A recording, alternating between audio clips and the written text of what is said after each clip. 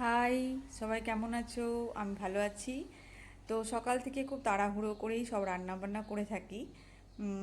খুবই জলদির মধ্যে সব কিছু করতে হয়, কারণ 8:30টার মধ্যে সব কিছু আমাকে করতে হবে, হাজব্যান্ড বেরিয়ে পড়বে ডিউটি। তো তারই একটা ছোট্ট ব্লগ বানিয়েছি রান্না করতে করতে। তোমরা দেখো, তোমরা দেখলে আমার খুব ভালো লাগবে।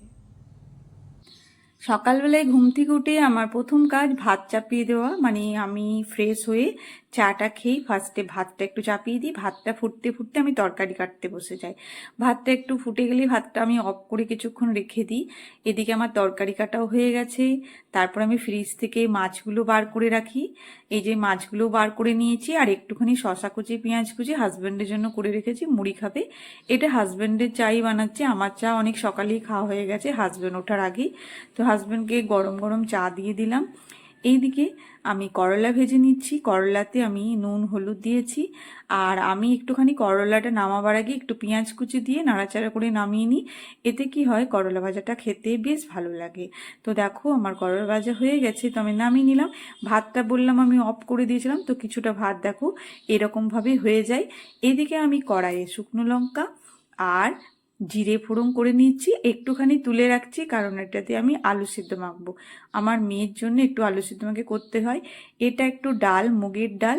এই ডালটা আমি এই ফোড়নটা একটু দিয়ে দিলাম, ডালের মধ্যে একটু ডালটা এবার ফুটিয়ে নেব। তো এই ডালটা আমি রাত্রে ডালিয়া করেছিলাম, একটু সেদ্ধ ডাল তুলে রেখেই দিয়েছিলাম। আমার মেয়ে আবার ডাল আলু সিদ্ধ মাছ ভাজা এইসব দিয়েই ভাত খেতে ভালোবাসে। এই যে আমি 4টি মাছ ভাজছি, একটা মাছ ভাজা কিন্তু ওর জন্য রেখে দেবো, ও ওটা দিয়ে ভাত খাবে।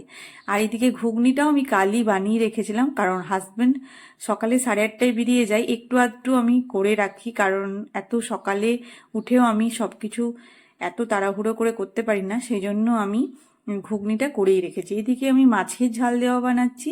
মাছের ঝাল দেওয়াতে একটুখানি পেঁয়াজ কুচি, টমেটো কুচি, কাঁচা লঙ্কা দিয়েছি, সর্ষে বাটা দিয়েছি, আর সামান্য নুন দিয়েছি, দিয়ে ভালো করে নাড়াচাড়া করে নিচ্ছি। আর আমি খুবই কম তেলে রান্নাগুলো করার চেষ্টা করি, তোমরা দেখতেই পাচ্ছ আমি কত কম তেলের মধ্যে রান্না করছি। এই যে মাছ ঝাল দেওয়ার মশলা আমার কষানো হয়ে গেছে। এরপর আমি এখানে মাছগুলো দিয়ে একটুখানি ফুটিয়ে নেব। একটুখানি ফুটিয়ে নিলেই আমার মোটামুটি মাছ ঝাল দেওয়া রেডি হয়ে যাবে। তো আগে আমি সর্ষের তেল ওপর থেকে দিতাম, এখন একদম তেল খাওয়া কমিয়ে দিয়েছি, সেজন্য আর ওপর থেকে তেল টেল দিই না। এইদিকে রান্না করতে করতেই হাজব্যান্ড বলছে যে আমাকে মুড়িটা দিয়ে দাও, আমি খাবো। তো আমি হাজব্যান্ডের মুড়িটা আবার রেডি করছি। তো হাজব্যান্ডকে মুড়ি দিয়েছে, আর মুড়ির সাথে ঘুগনি। ঘুগনিটা একটু যত্ন করে সাজিয়েই দিচ্ছি, কারণ আমার হাজব্যান্ড আবার মুড়িটা মাখিয়ে খায় না, মুড়িটা শুকনো খায়, তার সাথে ঘুগনি 1 চামচ করে খায়। ও এরকমভাবেই মুড়ি খায়, আমাদের মতন তরকারি দিয়ে মাখিয়ে মুড়ি খায় না, পছন্দ করে না। আমি কখনো সখনো মেখে দিলে খেয়ে নেয়, কিন্তু নিজে খেলে এমনিভাবেই খায়। তো এই যে মুড়িটা আমি দিয়ে দিলাম, শশা দিয়েছি মুড়ির সাথে। আর কাঁচা তেল আমরা কেউই খাই না, মুড়িতেও খাই না। এদিকে দেখো আমি আলু সেদ্ধ আর ওলটা মেখে নেব। আজকে ওল মাখাতে একটুখানি সর্ষের তেল ওপর থেকে দিচ্ছি, কারণ ওলে একটু না দিলে কেমন লাগবে। আর ওলটা আমি একটু লেবুও দিয়ে মাখবো, আর কাঁচা পেঁয়াজ কাঁচা লঙ্কা দিয়ে মাখবো। ওল সিদ্ধ খেতে আমাদের বাড়িতে আমার হাজব্যান্ডও ভালোবাসে, মেয়েও খুব ভালোবাসে। আর এদিকে আলুটাও মেখে নিচ্ছি। আলুটা আমি শুকনো লঙ্কা আর জিরে জিরে ভাজা দিয়ে মাখছি। তো দেখেইছো আমি ডালে ফোড়ন দিয়েছিলাম, আর তখন আমি তুলেই রেখেছিলাম একটুখানি। তো সেটা দিয়ে আমার আলু সেদ্ধ মাখা হয়ে গেল। আর ওলটা আমি কাঁচা পেঁয়াজ কাঁচা লঙ্কা দিয়ে মেখেছি। তো হয়ে গেল এই দুটো মাখা। এরপর আমি আরেকটা রান্না বাকি আছে, একটুখানি লাউ ছিল, সেই লাউটাই ভাবলাম আর কি করব, শুকিয়ে যাচ্ছে, তো লাউটা একটু করে দিই। তো লাউটা আমি পেঁয়াজ কুচি, বড়ি, একটু বড়ি ভেজে নিয়েছি, আর কাঁচা লঙ্কা ছিঁড়ে দিয়েছি, সামান্য ধনে গুঁড়ো জিরে গুঁড়ো, সামান্য নুন দিয়েছি।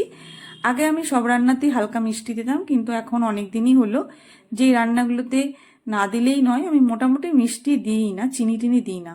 তো দেখো আমার লাউ মোটামুটি রেডি হয়ে গেল। এরপর আমি আমার হাজব্যান্ডের টিফিনটা প্যাক করে দিলাম, কারণ ও ভাত নিয়ে যাবে। তো ভাত প্যাক করা হয়ে গেল। এদিকে মেয়েকে লুচি দেব, মেয়েটা নিয়ে যাবে ভাত, মেয়েও খেয়ে যাবে। তো ওকেও বুঝিয়ে সুজিয়ে একটু ভাত খাইয়ে দিই, গরম গরম খেতে চায় না, তবুও জোর করে একটু মাছ ভাজা আলু সেদ্ধ এসব দিয়ে ভাত খাইয়ে দিই ডাল দিয়ে। তো ওর জন্য লুচি করছি, তো লুচিটাও নিয়ে যাবে। আর একটুখানি ঘুগনি দিয়ে লুচিটা দিয়ে দেবো, জানতে পারলে কিন্তু চেঁচাবে। ঘুগনি দিয়ে লুচি ও পছন্দ করে না, ও আলু ভাজা এসব দিয়েই বেশি পছন্দ করে। তো মেয়ে রেডি হতে হতেই ভাবলাম পুজোটাও সেরে নিই। তো আমি চলে গেলাম ঠাকুর ঘরে। কোনো কোনো দিন আমার পুরোটাই কমপ্লিট হয়ে যায় মেয়ে রেডি হতে হতে, কোনো কোনো দিন আবার মেয়ে রেডি হয়ে ডাকে যে মা আমি আসছি, তখন আবার আমাকে নামতে হয়। তো তোমাদের আমার এই রান্নার ভ্লগ কেমন লাগলো? হ্যাঁ, যদিও আমি খুব তাড়াহুড়োর মধ্যেই এই ভিডিওগুলো করেছি, কারণ ধীরে সুস্থে ভিডিও করার আমার ভাগ্যে নেই। হ্যাঁ, কারণ আমাকে সব কিছু কাজই খুব তাড়াতাড়ির মধ্যেই করতে হয়। ধীরে সুস্থে যখন রান্না করব সেটা আর হয় না, কারণ আমার সব রান্নাই সকালবেলাতেই হয়ে যায়। যদি কখনো কখনো মেয়ে ঘরে থাকে কিছু একটা বানালাম ধীরে সুস্থে।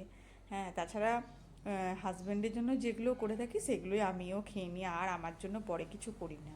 তো তোমাদের কেমন লাগলো তোমরা কিন্তু জানিও।